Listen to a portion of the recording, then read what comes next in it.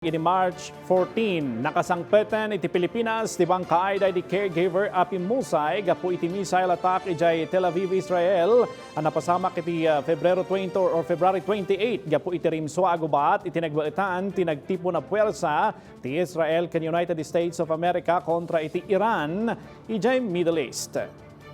Sinabat dayto iti kapamilyana ken dagiti opisyal ti Overseas Workers Welfare Administration na ipasidong met iti defrosting ti Bangkay na sakbayan ay pasidong iti punerarya.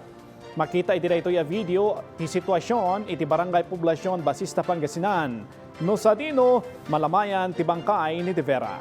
Binalaagan dagiti kapamilya ti masaknan dagiti makilamay aliklikan dati agala iti litrato ken video ti balay da kas panang respeto iti panagladingit da. Nainget met ti panangwanawan dagiti pulis tapno marespeto ti privacy ti pamilya ti OFW.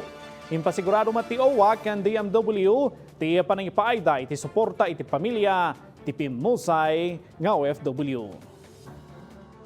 Kasama rin po, napaka-importante, ang tulong po sa reintegration at pinansyal na tulong. No? Kasama na po yan sa binibigay ng DMW at OWA. Kompleto po ang tulong ng pamahalaan. Hindi lamang tulong pinansyal. Lahat kami are a reintegration network. Kasama na dyan ang DOLE kung saan magpapa-job fair din tayo, local and overseas jobs sa mga nanunumbalik na kailangan magkaroon ng bagong trabaho. Meron ding livelihood, yung nabanggit ko nga, DTI, DOT, DA. And then yung TESDA, DG Kiko Benitez, sa pagpupulong ng reskilling and retooling.